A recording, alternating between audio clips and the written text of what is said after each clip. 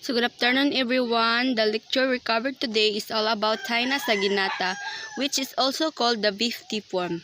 The key points was the characteristic, life cycle, disease cause or diagnosis, symptoms and treatment, prevention and control to understand Taina saginata.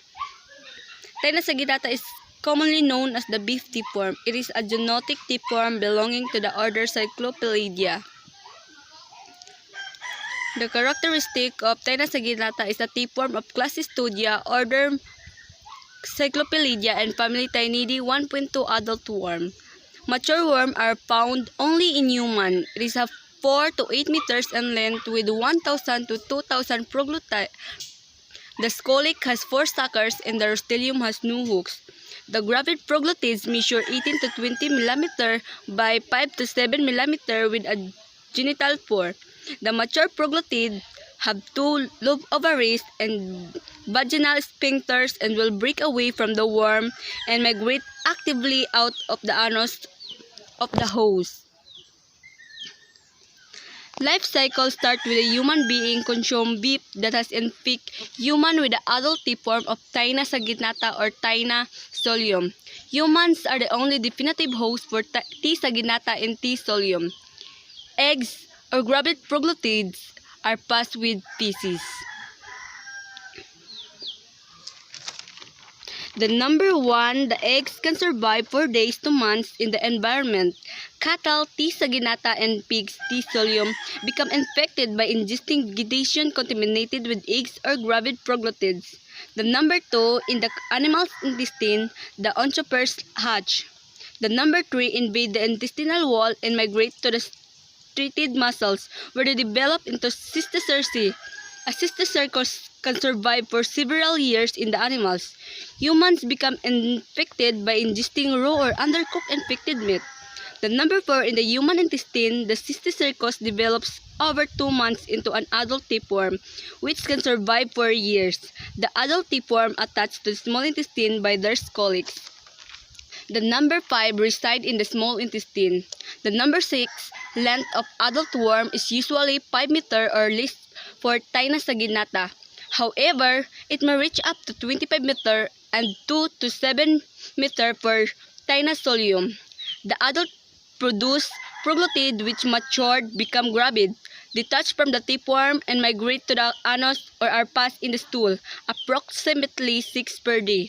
Taina saginata adults usually have 1,000 to 2,000 proglottids, while T. solium adults have an average of 1,000 proglottids.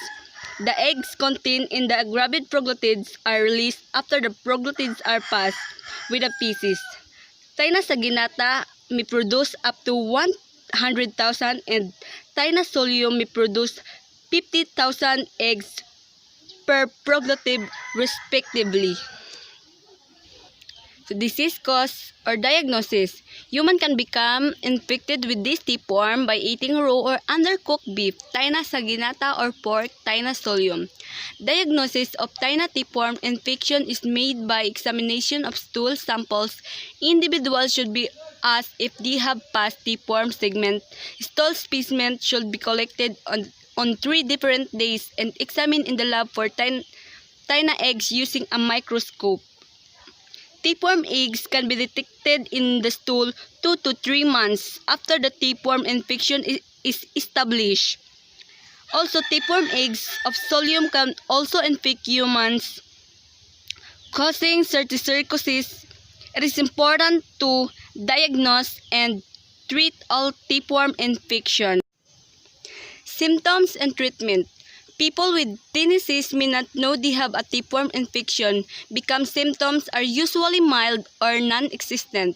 Taina solium tapeworm infection can lead to cysticercosis, which is a disease that can cause seizures. So it is important to seek treatment.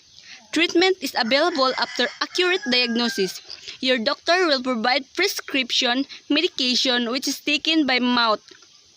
Work with healthcare provider for proper treatment option for you and your family.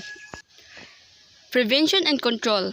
One way to prevent tinnitus is to cook meat to safe temperature of food. Thermometer should be used to measure temperature to cook meat. So do not sample meat until it is cooked. So that's all of my report. Thank you.